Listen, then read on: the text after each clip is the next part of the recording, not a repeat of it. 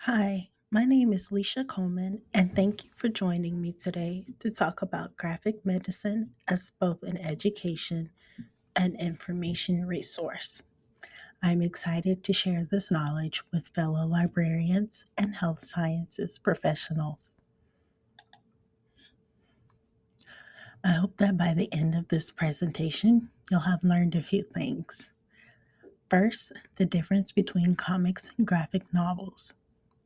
There will be some overlap when we get to the bulk of our presentation, but there are some distinct differences you should know. Secondly, I want you to get a grasp of what exactly graphic medicine is. And finally, we'll get to the education and information resource part, which is talking about how to use graphic medicine practically in your library and classrooms.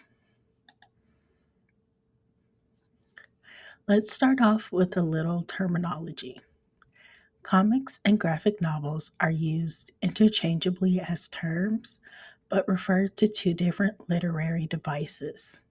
A comic or comic book, Batman, Superman, X Men, tends to be serialized, a trait shared with manga.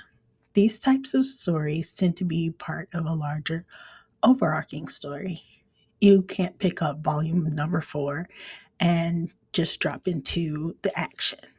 You need to read every part to get the big picture. Comics can also be shorter, one off stories like newspaper comic strips, i.e., Kathy, Garfield, or Family Circle. We contrast this with graphic novels, which are singular stories. They have a beginning, middle, and end like a traditional novel, but have the graphic or picture elements that are hallmarks of the comic style. Many traditional novels can and have been published as graphic novels. So, what are medical graphic novels? They fall under the title graphic medicine, a term coined in 2007 by Ian Williams, a doctor and cartoonist, to describe the combination of medical knowledge and comic art. Graphic medicine encompasses both graphic novels and comics. Graphic medicine is an emerging field that considers the role that comics can play in medicine, including medical education, health literacy, health communication, and more. Topics covered in medical graphic novels can range from mental health issues and cancer survival to autism and domestic violence awareness. If it relates to a form of health or health care, there's probably a medical graphic novel that covers it. Medical graphic novels can be written by medical professionals or by the person who has experienced the illness. Let's take a look at how medical graphic novels can be used in the classroom. According to an article in the Journal of Radiology Nursing, incorporating graphic medicine has been beneficial for both patients and nurses. Reading and drawing comics can be a stress reliever to nurses who can see that they are not alone. The nurses were able to use comics to better explain procedures to patients. This was corroborated by a paper by Jamie Stanfield, a health librarian, who exemplified how graphics and text improve retention rates. They list the benefits of graphic medicine to include increased memory recall about healthcare, decreased feelings of isolation, increased sympathy, and more. This was further emphasized by Alexander Hoffman, who studied graphic medicine in pharmacy students.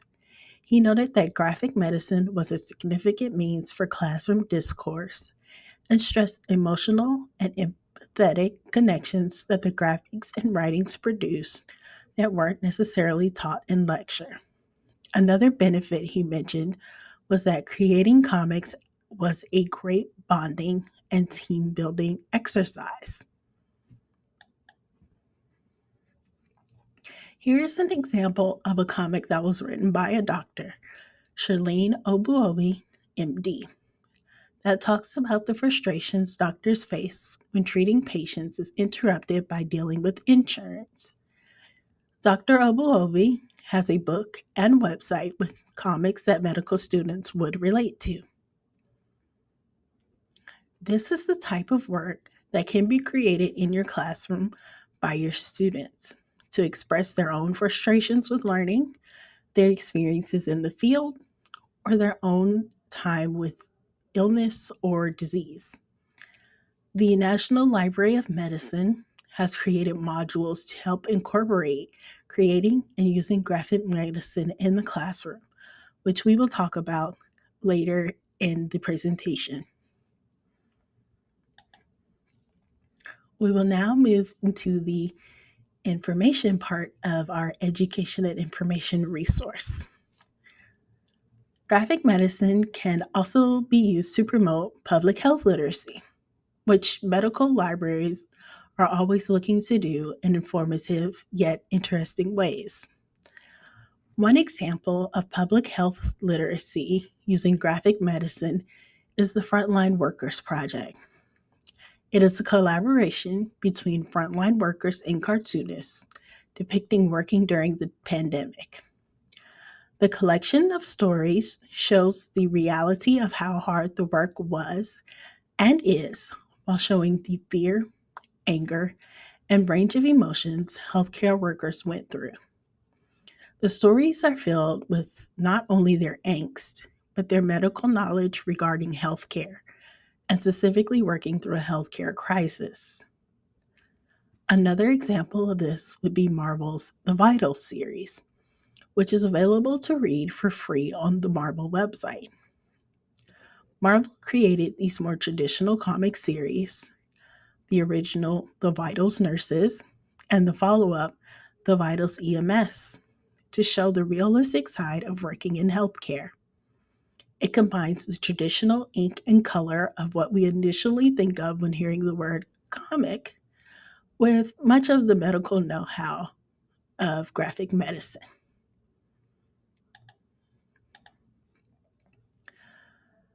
Another example of public health literacy using graphic medicine is the Reproductive Freedom series, which has been a highly debated topic in recent months.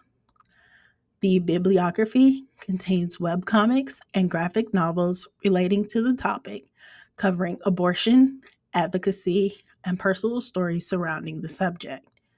On the topic of advocacy, the image shown here is from the comic Remember by David Winters and depicts a nurse comforting an AIDS patient.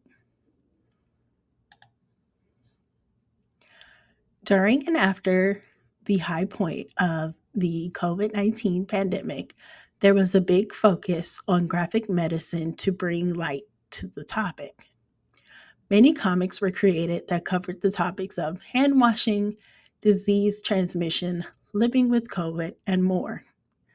This comic, shown here, was written for an NPR article and is an example of public health information on how to decrease COVID transmission, specifically for children playing outside. A caveat for graphic medicine and public health is that there is information on every side of a debate.